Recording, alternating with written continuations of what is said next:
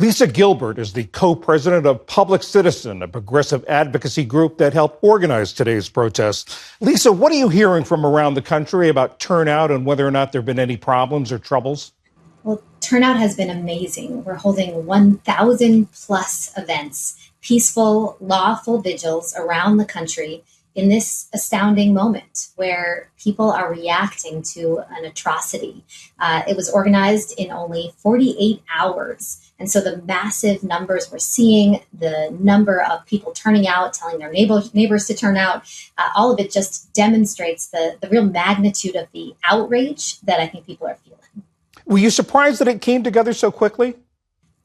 I think this issue really impacts us all. No one in America should walk the street fearful of masked agents, should be worrying that their businesses could be ransacked, or facing intimidation and violence or even death just for being a good neighbor.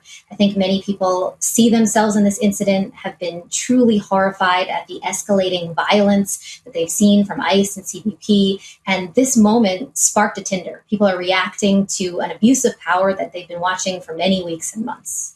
What was the goal for today? What do you hope to accomplish?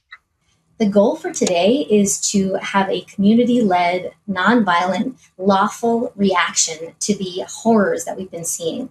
The deadly violence, the terror wielded by ICE, the abuse of power from Trump, none of it is acceptable. So we want to honor and humanize the lives that have been taken by ICE. We want to demand accountability and transparency and immediate investigation into the killing of Renee Good, and just really expose this systematic pattern of violence, which does not just include Renee. It includes 30 plus lives that have been lost in ICE detention just in 2025. So calling attention, calling for accountability, these are our goals. The Trump administration has already said that they're going to deploy a bigger federal presence into Minneapolis. I mean, what do you say to that? I think it is exactly the wrong reaction. People are calling for this non-essential, unnecessary, militarized force to leave. The reaction has been clear, and what more troops will spark is more intensity. And what we want to do is de-escalate, focus on accountability for the harms that have already been perpetrated, and move forward. This is exactly the wrong direction to go. Both Minneapolis Mayor Jacob Frey and Minnesota Governor Tim Walz warned against doing anything that could sort of be used as a pretext for sending in more federal agents. What do you say to that? Was that a concern when you were organizing these events?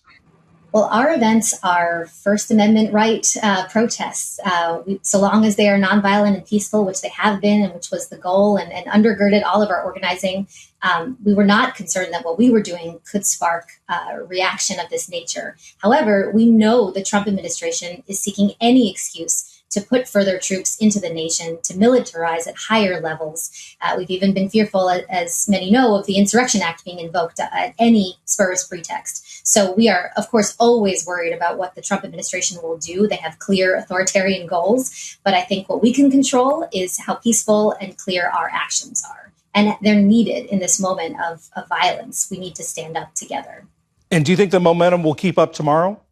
I do. Absolutely. I think we've only seen growth throughout the day.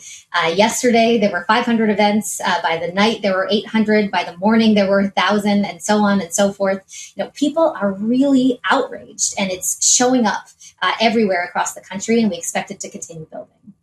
Lisa Gilbert, co-president of Public Citizen, thank you very much. Thank you.